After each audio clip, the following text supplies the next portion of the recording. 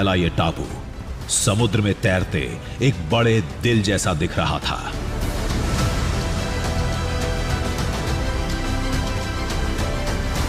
यही वजह है कि जो स्थानीय लोग हैं उनका ये मानना है कि ये किसी और का नहीं है, बल्कि ये हनुमान जी का दिल है, या वो जगह आप कह सकते हैं जो हनुमान के दिल में बसती है।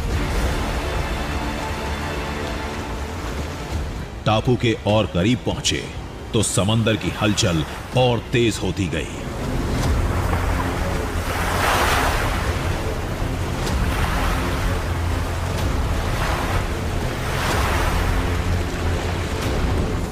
संभल के अजय, गिरना नहीं, गिरना, पकड़ के रखो।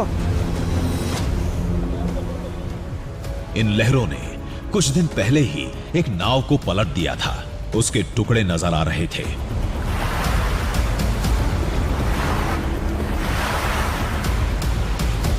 टापू का चक्कर लगाते हम उतरने के लिए सुरक्षित किनारा खोज रहे थे। इस दौरान हमें वो समुद्री गुफा भी दिखी जिस रास्ते महाबली हनुमान के पाताल लोक जाने का दावा होता है।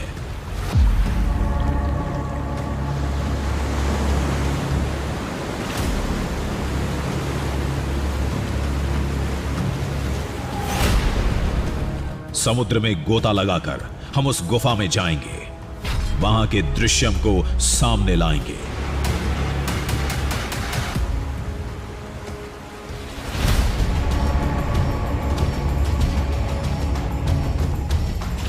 लेकिन उससे पहले हमें टापू पर जाना था, लेकिन राह में कई रोड़े थे।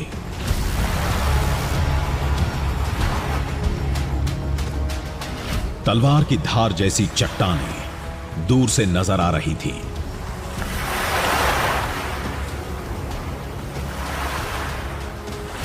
समंदर का उफान रास्ता रोके खड़ा था, लेकिन हम अब थमने वाले नहीं थे।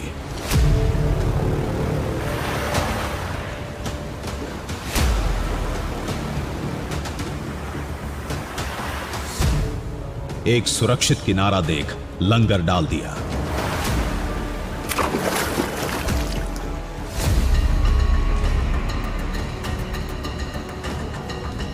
छोटी नाव की मदद से किनारे तक जाएंगे जो हम साथ लेकर आए थे। देखिए वो बोट आ गई है और अब इसके जरिए आगे का सफर हम तय करने वाले हैं।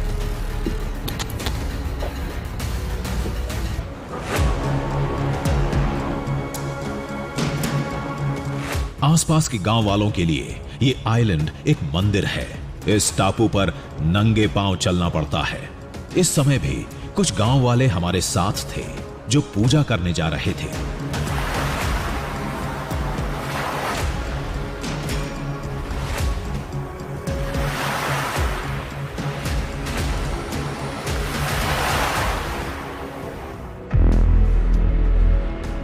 हमने नंगे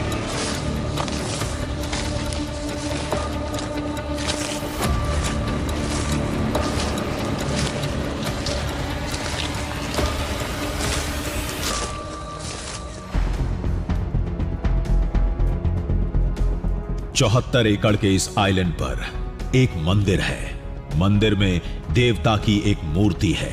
गांव वाले उन्हें अपना रक्षक बताते हैं। दावा है कि वो मूर्ति किसी और की नहीं, भगवान श्री राम की है। हम वहीं जा रहे थे।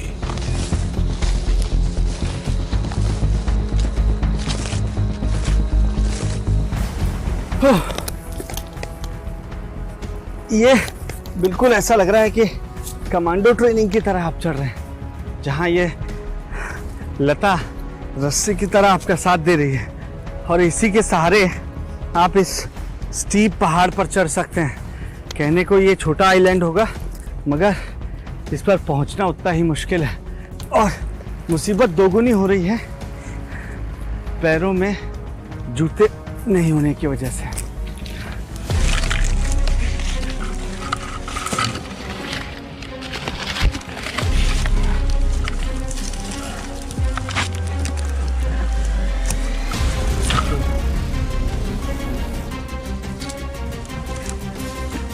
टापू के एकदम बीच एक जगह दिखी जहां खुले में कई मूर्तियां रखी थीं।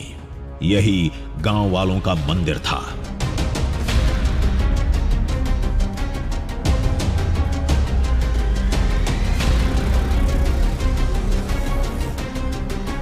देखिए, ये मंदिर ठीक उस जगह पर मौजूद है जो आइलैंड हम आपको दिखा रहे थे, जो दिलनुमा है, जिसकी कहानी सीधे प्रभु श्री राम से जुड़ती है, उनके परम भक्त हनुमान जी से जुड़ती है। उस आइलैंड के बीचों बीच ये मंदिर मौजूद है।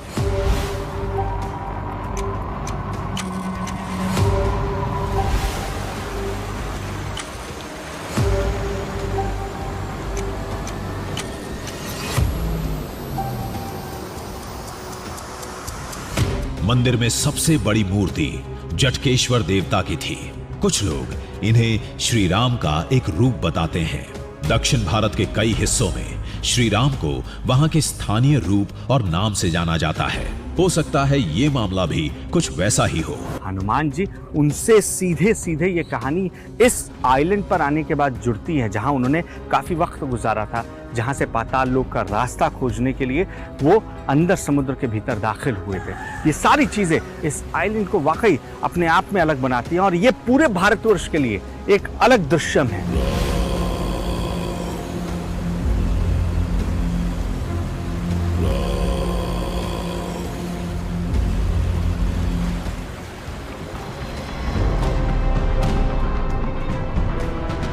एक बात गौर करने लायक थी। खंबे पर प्राचीन लिपि में कुछ लिखा था, शायद कोई खास जानकारी हो, लेकिन इस लिपि को समझने वाला अब कोई नहीं है।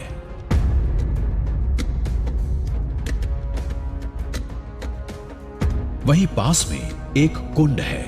पत्थरों के बीच से बहता पानी यहां जमा होता है। चारों तरफ समुद्र है, फिर भी इस पानी का स्वाद मीठा है। देखिए, ये है पानी जाने का रास्ता। ऊपर से इन पत्थरों से रिस कर पानी आ रहा है। कहाँ से आ रहा है ये कोई नहीं जानता। हालांकि माना यह जाता है कि हनुमान जी जब इस नेत्रानी आइलैंड में थे, जब समुद्री रास्ता वो खोज रहे थे, तो उन्होंने पीने के लिए जिन जिन जगहों का इस्तेमाल किया था, वहाँ आज भी पानी मीठा पाया जाता है। जहाँ चारों ओर समंदर है, चारों ओर खारे पानी है, उसका अनंत भंडार है खारा पानी का। वहाँ पर इस तरीके से मीठा पानी होना वाकई किसी को भी चौंका सकता है और ये विज्ञान के लिए भी कई सवाल खड़े करता है। कहते हैं इसी जगह महाबली ने पानी पिया था और पाताल लोक में जाने के लिए समुद्र में छलांग लगा दी थी। अब हमें भी वहीं जाना था।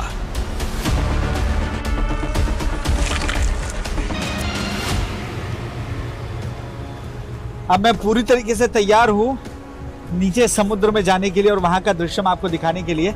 आप यकीन नहीं मानेंगे कि मैं अभी तकरीबन 20 किलो वेट अपने पीठ पर इस सिलेंडर के जरिए, कमर पर एक बेल्ट के जरिए कैरी कर रहा हूं। ऐसा इसलिए कि मैं ज़्यादा से ज़्यादा नीचे जा सकूं और वहां की तस्वीर आपको दिखा सकूं।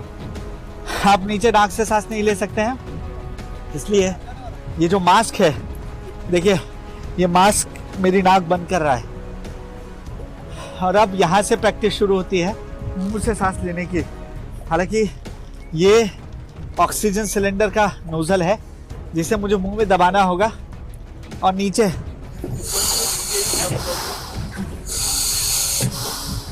तो अब हम पूरी तरीके से तैयार हैं। अगला दृश्य सीधे समुद्र के भीतर से आपके लिए लेकर आते हैं।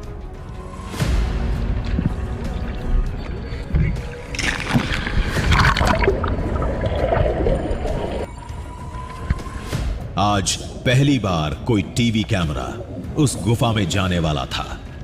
हम उधर ही बढ़ते जा रहे थे।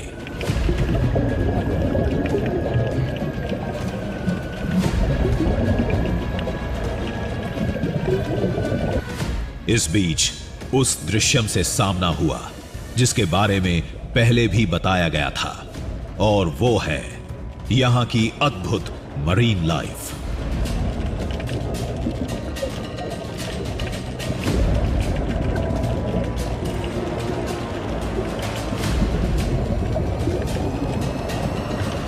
बीस मीटर गहराई में उतरने के बाद समुद्र का रंगीन संसार दिखने लगा था।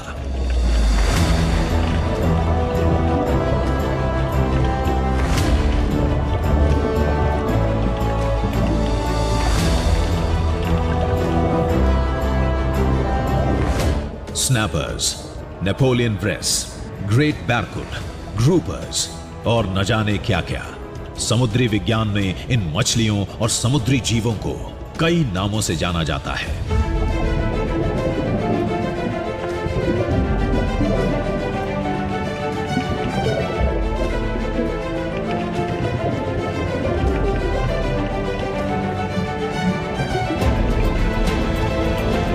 दाखिल हो चुके थे।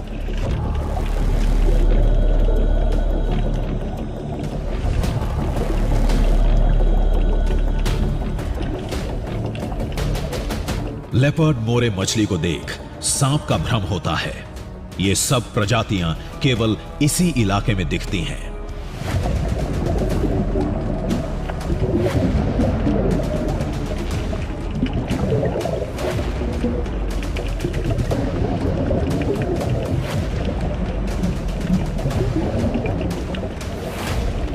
लायन फिश बहुत ही दुर्लभ मानी जाती है। इसे यहां देख हम भी हैरत में थे।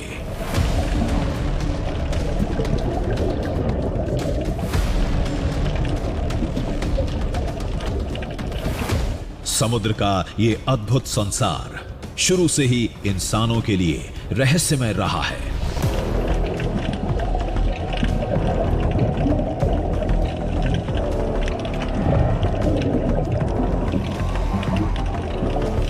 हम मंजिल तक पहुंच चुके थे। गुफा में और अंदर जाने की कोशिश कर रहे थे।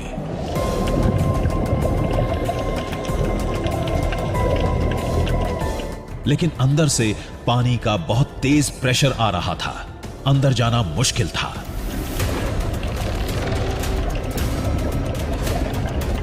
कई बार कोशिश की, हर बार नाकाम रहे।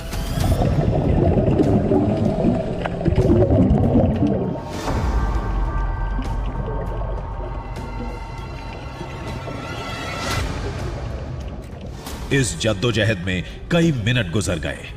समझ में नहीं आ रहा था गुफा के अंदर कैसे जाएं।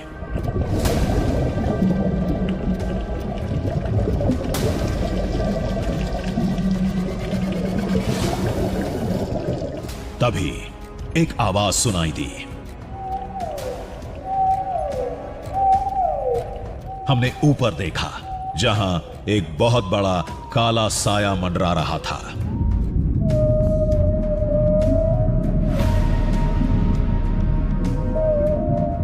अरे, ये तो व्हेल शार्क थी, दुनिया की सबसे बड़ी मछली।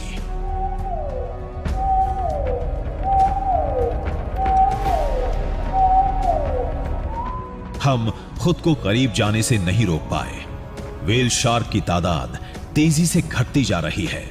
नेत्रानी में इसे देख हम चौंक गए थे।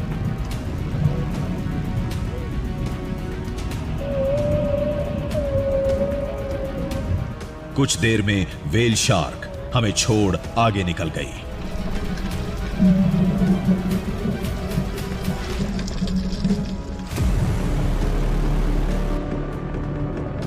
पानी में तैरते हमें कई घंटे गुजर चुके थे।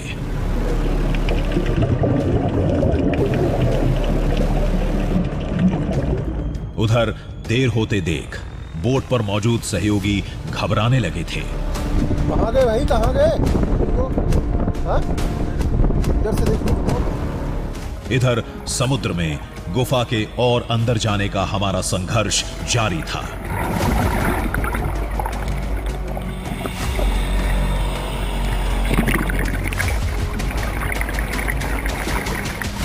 खतरा भांप एक तैराक हमें खोजने समुद्र में कूद गया।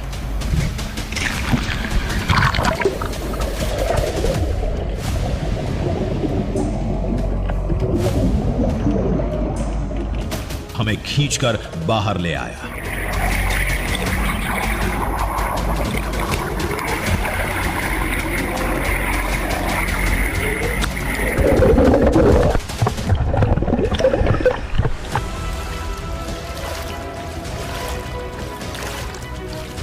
ऐसे में खींचकर बाहर लाना हमें रास नहीं आया।